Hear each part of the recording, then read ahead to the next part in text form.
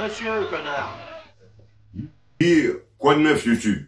Je suis Joseph Ali, alias le connard, et vous êtes les bienvenus dans La vie du connard en vidéo. Alors pour la première de La vie du connard en vidéo, je suis allé regarder Coup de théâtre de Tom George. Je ne me suis pas renseigné, comme 90% des fois où je vais au cinéma.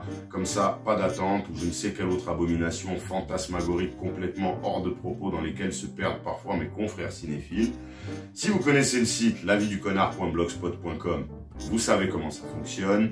Un film, un connard, un cahier des charges à la con, mais qui au moins ne change pas. Je vous donne mon avis. Des fois, je peux vous faire économiser une place de cinéma quand c'est vraiment trop pourri. Et de nos jours, ça vaut quand même le coup. Sinon, vous encouragez à aller kiffer la life dans une salle obscure. Du coup, on est parti. Vamonos. You've never heard of Richard Attenborough? A real-life detective. I understand that you came to blows the night in question. It was me, Inspector. I arrest you for the murder of Leo Cochrane. No. We have a serial killer on the loose. Please stand back. He keeps the key. Under the mat. We are no longer merely suspects. We are also potential victims.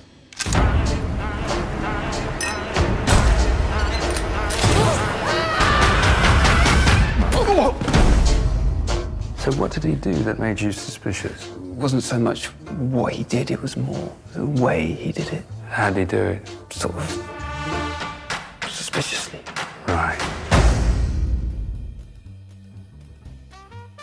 Donc, le pitch. L'action prend place dans le West End des années 50 à Londres, lors de la 100e représentation de The Mousetrap d'Agatha Christie, Un meurtre est commis. L'inspecteur Stoppard, interprété par Sam Rockwell, est chargé de l'enquête, une enquête qui va être très médiatisée et très suivie. Il sera assisté par l'agent Stoker, qui porte bien son nom pour le coup, interprété par Saoirse Ronan, paye ton prénom. C'est donc une pure enquête policière que nous suivrons d'intrigue en suspicion, nous menant jusqu'au dénouement. La photographie, elle est très travaillée, c'est coloré, ça change un petit peu de ce qu'on peut voir ces temps-ci. C'est très sophistiqué, on peut apprécier le travail de la lumière, même si des fois, on voit que c'est tourné en studio, mais je pense que c'est volontaire. En tout cas, c'est du bon travail, ça plaira peut-être pas à tout le monde, parce que c'est vrai que des fois, c'est un peu criard, mais moi, j'ai trouvé ça plutôt original. À la réalisation, comme je disais, c'est très bien. Un peu tape à l'œil, dans le sens où t'as l'impression que le gars, il te dit « Hey, regarde, t'as vu, je gère ». Mais bon, c'est vrai qu'il gère ce con, donc ça va. Il y a une bonne maîtrise de la caméra, avec une utilisation des split screen qui est très intéressante, notamment dans les variations. Il y a quelques plans plutôt jolis, c'est vraiment pas mal. Il y a quelques hommages qui sont plutôt bien faits, tu sens que le gars connaît le cinéma et il veut qu'on sache. La mise en scène elle est bien maîtrisée et on sent l'utilisation bien gérée au niveau des codes dans les genres. C'est bien fait, c'est vraiment pas mal. Il arrive à nous manipuler, nous faire rire, des fois nous attendrir, nous intriguer. Le scénario est brillant sur un thème déjà vu et revu, mais du coup il offre quelques petites variations drôles et intéressantes, sans oublier de construire les personnages. C'est un petit peu méta, mais c'est vraiment bien écrit. Le casting, alors il y a pas mal de monde. Sam Rockwell, qui joue donc l'inspecteur Stoppard, qui a déjà pas mal de bouteilles et ça se voit parce qu'il fait du très bon travail. Tout comme Saoirse Ronan, paye ton prénom, qui elle aussi livre une très belle prestation. On avait pu la découvrir dans Les filles du docteur March. Là du coup elle livre une prestation plutôt drôle, c'est assez intéressant dans ce qu'elle fait et puis elle arrive aussi à être attendrissante quand il faut. C'est vraiment sympa, c'est léger. On a un Adrien Brody qui nous fait un drôle de numéro, mais ça passe, ça va, c'est sympa. Et en fin de compte, tous les acteurs que vous verrez sont plus ou moins connus et ils font tous bien le travail, c'est à la hauteur.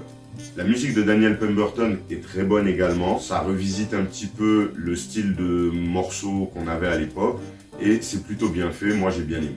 Franchement, c'est un bon film. Moi, j'aime bien ce genre de film qui, en plus de revisiter des genres anciens, arrive à bien le faire. Donc pour la note, ça va être 7,5 sur 10, mais je suis qu'un connard qui donne son avis. Voilà, moi j'ai plutôt kiffé, donc si vous aimez bien les histoires à l'Agatha Christie et les cluedos cinématographiques et que vous n'avez pas peur de rire un petit peu, foncez, ça vaut le coup. En tout cas, la mise en scène et l'écriture donnent une leçon à un film comme Mort sur le Nil qui lui est une déjection liquide conséquente et une indigestion. Bref, celui-là il passe crème, c'était vraiment pas mal. Donc je vais vous laisser aller à votre séance. Je vous dis à très vite pour un prochain avis du connard. Sur ce, take care, cheers.